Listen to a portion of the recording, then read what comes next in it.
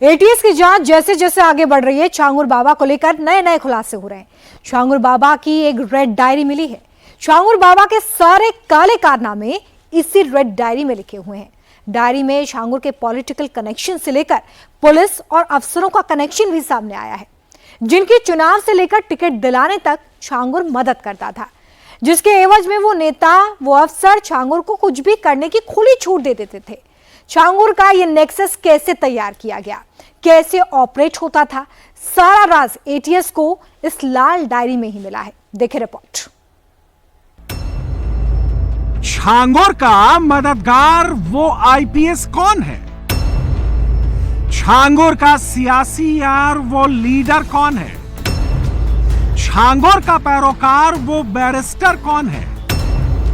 छांगुर के पैसे से चुनाव लड़ने वाला वो कैरेक्टर कौन है? छांगुर बाबा का वो राज सबको हिला देगा आज। जी हां, यूपी एटीएस को छांगुर बाबा का एक ऐसा सबूत मिला है जिसने यूपी पुलिस के बड़े बड़े अफसरों को भी हैरान कर दिया है। वो सबूत है लाल डायरी, जो बलरामपुर में नसरीन उर्फ नीतू के कमरे में मिली है। 100 पन्नों की इस लाल डायरी के एक एक पन्ने पर छांगुर के बाप के दस्तखत थे। छांगुर को कहां कहां से चंदा मिला, छांगुर ने किस इलाके में जमीन कब्जा की, छांगुर ने किस किस प्रोजेक्ट की मिट्टी पलटवाई, छांगुर ने किस किस को डराया धमकाया, छांगुर की किन किन अफसरों से दोस्ती थी, छांगुर का पुलिस डिपार्टमेंट में मददगार कौन था, छांगुर ने किस किस को चुनाव लड़वाया, छांगुर ने किस नेता किस अफसर को पैसे भिजवाए। 100 पन्ने की इस लाल डायरी में छांगुर और नसरीन उर्फ नीतू की पूरी कुंडली लिखी हुई है।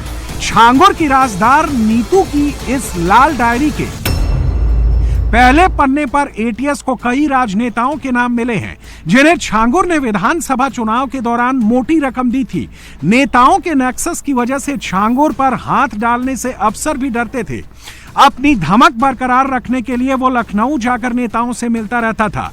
डायरी में यह भी लिखा है कि चुनाव के प्रचार के लिए पानी की तरह पैसे भी बहाया। इलाके में नेताओं के कार्यक्रम में पूरा पैसा छांगुर ही खर्च करता था। छांगुर बाबा पीर बाबा की लिबास ओढ़कर अपनी कन्वर्जन कंपनी तो चला ही रहा था, साथ ही साथ उसके बैकअप के लिए अपना पॉलिटिकल स्टेटस भी मजबूत कर रहा था। लाल डायरी में लिखे सबूत को भी पुलिस अभी डिस्क्लोज नहीं कर रही है। लाल डायरी के अगले पन्ने में उस कैंडिडेट की डिटेल भी है, जिसको उसने चंदे की एक भारी रकम भी दी थी। एटीएस के सूत्रों से मिली जानकारी के मुताबिक छांगुर की नजर उतरौला विधानसभा सीट पर थी। उतरौला से एक कैंडिडेट को छांगुर ने 90 लाख रुपए भी दिए थे, लेकिन वो कैंडिडेट चुनाव नहीं जीत पाया। डायरी में नेताओं, अफसरों और प्रत्याशियों के नाम, मोबाइल नंबर और फंडिंग की जानकारी का पूरा ब्यौरा एटीएस को मिला है। इसने अपने आप को एज लोकली इसने एज पीर बाबा सेल किया, और बाहर के देशों में इसने इस्लाम को बचाने वाले और इस्लाम को प्रोपेगेट करने वाले एक प्रीचर के रूप में प्रेजेंट किया, और इस बेसिस पर ये बाहर से काफ़ी धन प्राप्त करता रहा। जनपद में और उसके बलरामपुर जनपद में और उसके आसपास के लोगों को ये एंटाइज करके इसने एक मल्टी लेवल मार्केटिंग सिस्टम बनाया। पहले कुछ लोग कन्वर्ट हुए, उनके माध्यम से फिर कन्वर्जन्स होने लगे। कन्वर्जन्स के लिए हर प्रकार के हथकंडों का इस्तेमाल हुआ। किसी को किसी भी प्रकार से फांसना, चाहे वो हनी ट्रैप हो या उसकी वल्नरेबिलिटीज़ के माध्यम से फांसना, अथवा प्रशासनिक दबाव के माध्यम से फांस लेना, ये सब सारे तरीके अपनाता रहा और लोगों को काफ़ी बड़ी संख्या में कन्वर्ट किया। छांगुर पीर बाबा के चोले में बैठकर खुद को मुस्लिम वोट का रहनुमा बता रहा था, और इसी वजह से सारे नेता इसके साथ दरबार लगाते थे। नेपाल से सटे करीब 7 जिलों में छांगुर अपनी सियासी पैठ जमाना चाहता था, ताकि उसका धर्मांतरण का कारोबार बिना रोक टोक के चलता रहे। पीलीभीत, लखीमपुर, बहराइच, श्रावस्ती, बलरामपुर, सिद्धार्थनगर, महाराजगंज में छांगुर का सबसे ज्यादा फोकस था। बीते 10 सालों में इस इलाके की लगभग सभी विधानसभा क्षेत्रों में छांगुर ने अपनी पैठ बढ़ाई, वो चाहे लोकसभा चुनाव हो या फिर विधानसभा का। छांगुर पीर सभी में एक्टिव रहा है। प्रत्याशियों को फंडिंग की और अपने मानने वालों को उनके पक्ष में वोट करने की अपील भी की। सिर्फ इतना ही नहीं, छांगुर के इलाके के पंचायत और प्रधानी के चुनाव में भी सक्रिय भूमिका रही है। दरअसल छांगुर अपने गांव रहरा माफी का 2 बार का निर्वाचित प्रधान रह चुका था। यही वजह है कि उसे अच्छी तरीके से पता था कि राजनीतिक तौर पर इस तरीके की पदों की अहमियत क्या होती है। इससे सीधे लोगों से जुड़ाव होता है, सीधे लोगों से संपर्क बनता है और आप किसी की मदद करते हैं तो वो आदमी सिर्फ और सिर्फ आपका होकर रह जाता है। यही वजह है कि छांगुर अपने इलाके में लोगों की मदद करता था और मदद करता था राजनेताओं की। उन लोगों की मदद करता था जो दरअसल बलरामपुर उतरौला में चुनाव लड़ते थे। यही वजह है कि चाहे बलरामपुर की किसी भी विधानसभा में छांगुर की दखलंदाजी हो, वो लगातार बढ़ती जा रही थी, क्योंकि लगातार छांगुर ऐसे लोगों से न सिर्फ संपर्क रखता था बल्कि उनकी यदाकदा मदद भी करता था और प्रचार में पूरी तरीके से पैसे पानी की तरह बहाया भी करता था। यही वजह है कि राजनेता कोई भी हो, किसी भी पार्टी से हो, सरकार किसी की भी हो, छांगुर अपना गैंग आसानी से चला लिया करता था और उसे राजनीतिक तौर पर इन्हीं राजनेताओं की मदद भी मिलती थी। कहा तो ये भी जा रहा है कि लाल डायरी में बाकायदा इस बात का जिक्र भी है कि छांगुर, नीतू और नवीन ने किस तरीके से वहां पर चुनाव लड़ चुके एक राजनेता को बाकायदा 90 लाख रुपए तक दिए थे। और एटीएस के सूत्रों की माने तो इस फहरिस्त में जो संख्या है वो काफ़ी ज़्यादा बड़ी है, क्योंकि छांगुर ने लाखों और करोड़ों के न्यारे व्यारे इन्हीं राजनेताओं पे किया था, क्योंकि उसे अच्छे से पता था कि जब कभी मुसीबत आएगी तो यही राजनेता छांगुर को बचाने के लिए सामने आएंगे। और हुआ भी यही वजह है कि कोई भी पीड़ित किसी भी तरीके की शिकायत करता था बलरामपुर उतरौला में, तो छांगुर के यही राजनेता छांगुर को राजनीतिक संरक्षण देने का काम करते थे। छांगुर खुद भी ग्राम प्रधान रह चुका है, इसलिए उसे सियासी ताकत का अच्छी तरह से पता था। लेकिन छांगुर के लिए अपनी असली धर्मांतरण के कारोबार को जारी रखना आसान नहीं था। इसके लिए प्रशासन और पुलिस में भी पकड़ जरूरी थी। नीतू उर्फ नसरीन के कमरे से मिली डायरी के पन्नों में एटीएस को हैरान करने वाला एक सबूत मिला। वो सबूत था एक आईपीएस। इस प्रमोटी अफसर के बंगले तक छांगुर की सीधी पहुंच थी। 2027 के होने वाले चुनाव में इस पूर्व आईपीएस को टिकट दिलवाने और जितवाने की तैयारी कर चुका था। अपने जलसों में भी उस आईपीएस को छांगुर अपने मंच पर बुलाता था और हजारों की भीड़ के सामने उसे इलाके के नेता के तौर पर पेश करता था। धर्मांतरण और वोट ट्रांसफर दोनों का खेल एक साथ छांगुर चलता रहा। बलरामपुर में अवैध धर्मांतरण के काले साम्राज्य को आगे बढ़ा रहे छांगुर को अच्छी तरीके से पता था कि प्रशासनिक और पुलिस अधिकारियों से दोस्ती कितने ज़्यादा फायदेमंद होती है। यही वजह है कि छांगुर इन सभी प्रशासनिक और पुलिस अधिकारियों को खरीद कर रखता था, या यूँ कहा जाए कि ये तनख्वाह तो सरकार से लेते थे लेकिन काम छांगुर के लिए करते थे, क्योंकि छांगुर एक झटके में ही इनको लाखों और करोड़ों रुपए को दे दिया करता था। यही वजह है कि उतरौला में कोई भी शिकायत अगर छांगुर के खिलाफ पुलिस और प्रशासनिक अधिकारियों के पास पहुंचती थी तो वो शिकायत सीधा छांगुर के पास पहुंच जाती थी और उसके बाद छांगुर उस शिकायतकर्ता पर पूरी तरीके से दबाव बनाता था इन्हीं पुलिस और प्रशासनिक अधिकारियों के दम पर।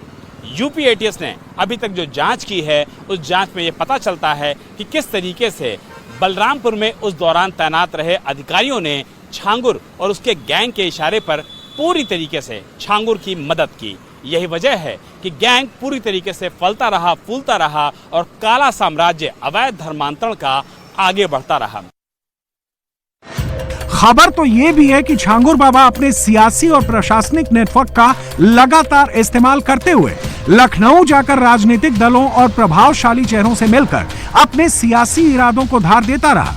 इसी पूर्व आईपीएस की मदद से ही वो पुलिस कार्रवाई से भी बचता रहा।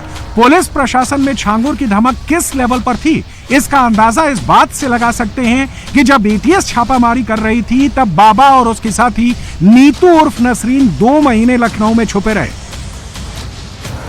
एटीएस को भनक तक नहीं लग पाई। नीतू उर्फ नसरीन की लाल डायरी में धर्मांतरण के लिए पैसे के लेन देन, लाखों की फंडिंग और करोड़ों की जमीन का भी ब्यौरा मिला है। धर्मांतरण के रेट कार्ड का भी डायरी में जिक्र है। ब्राह्मण, सरदार और क्षत्रिय लड़कियों को धर्मांतरण कराने के लिए 15 से 16 लाख रुपए दिए जाते थे। पिछड़ी जाति की लड़कियों को 10 से 12 लाख रुपए, दलित लड़कियों को धर्म बदलने पर 8 से 10 लाख रुपए दिए जाते थे। छांगुर के खातों में 106 करोड़ रुपए के ट्रांजैक्शन के भी सबूत मिले हैं। नीतू नवीन के नाम विदेशों से जो फंडिंग होती थी, उससे जुड़े नवीन के नाम पर 8 खाते मिले हैं। इसमें Al Nahda, Emirates N BD, Masraf bank, Al Ansari exchange और वोस्ट्रो बैंक के नाम शामिल हैं। आज वहाँ से खोलेंगे जो सक्रिय सदस्य अभी भी काम कर रहे हैं, जो धमका रहे हैं, वो राज खोलेंगे जब उनको पकड़ा जाएगा। तब तक की राज पूरे खुलने वाले नहीं है, क्योंकि छांगुर एक मास्टरमाइंड था। उसने आप देखें तो प्रॉपर्टी उसकी ज्यादातर अपने नाम से नहीं है, दूसरों के नाम से उसने प्रॉपर्टी ली हुई है, दूसरों के नाम से वो खेल खेल रहा है। कोई भी सरगना अपने नाम से खेल नहीं खेलता है। फंडिंग हुई है, रेट तय किया गया है, फंडिंग का पैसा किसी पीड़िता को नहीं मिला, किसी से भी आप पूछ लीजिए। ये जो अमाउंट आता है हवाला के जरिए से आता है, ट्रांजैक्शन हुए नेपाल के जरिए से आता है। नेपाल का बहुत बड़ा इसमें सहयोग रहता है, वहां से आने जाने का, पैसा लाने का। हवाला के जरिए से लखनऊ के अंदर मैंने जगह बताई है एसटीएफ को, किस जगह से पैसा आता है, कहां से लिया जाता है, कैसे ट्रांजैक्शन किया जाता है, कैसे डिस्ट्रीब्यूट किया जाता है। मैंने पूरी डिटेल उनको दी हुई है। और पैसा किसी पीड़िता को नहीं मिलता है, पैसा इनको मिलता है। जो गैंग का सरगना है वहां से डिस्ट्रीब्यूट होता है उनके पास। जो लड़के लड़कियां मुस्लिम है जो इनके धर्मांतरण के काम को करते हैं, उनको पैसा दिया जाता है। लाल डायरी से हुए खुलासे के बाद सुरक्षा एजेंसियों को शक है कि छांगुर बाबा का नेटवर्क अंतर्राष्ट्रीय कट्टरपंथी संगठनों से भी हो सकता है। इस शक के पीछे की वजह नीतू और नवीन का बार बार यूएई जाना है। जांच में पता चला है कि 2014 से 2019 के बीच नीतू 16 बार यूएई गई, जबकि नवीन 2016 से 2020 के बीच 19 बार गया। एटीएस दोनों से यूएई जाने के बारे में पूछताछ कर रही है। कि अब उन्हें दबाव में नहीं ले सकेगा।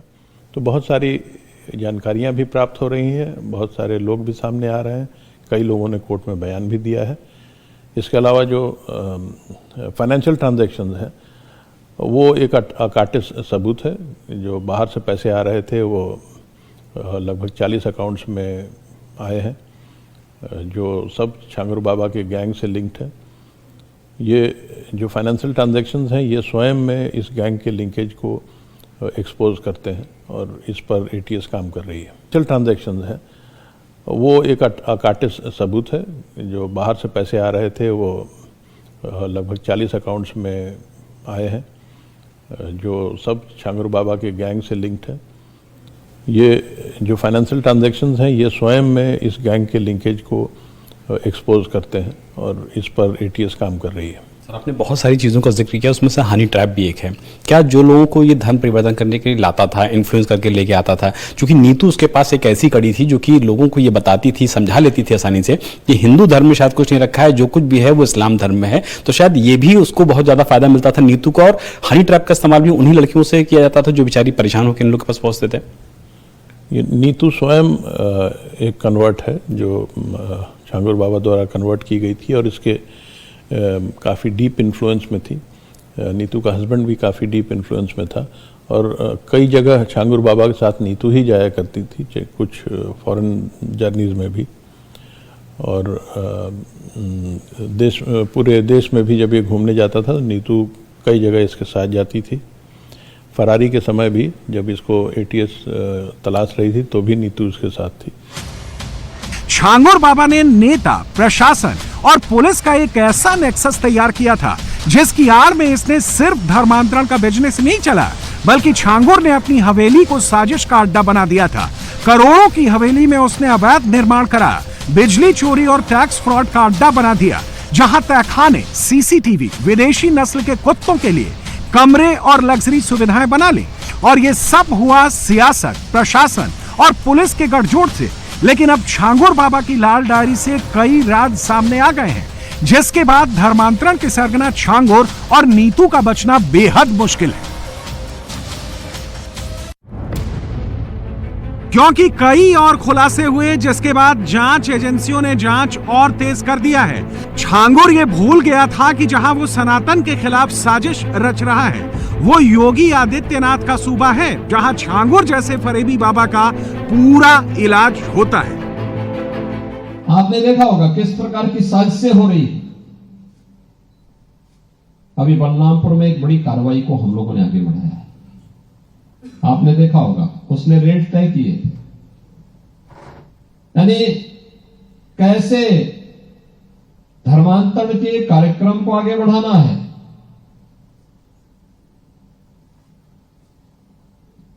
हिंदुओं में, ब्राह्मण में, क्षत्रिय में, सिखों में,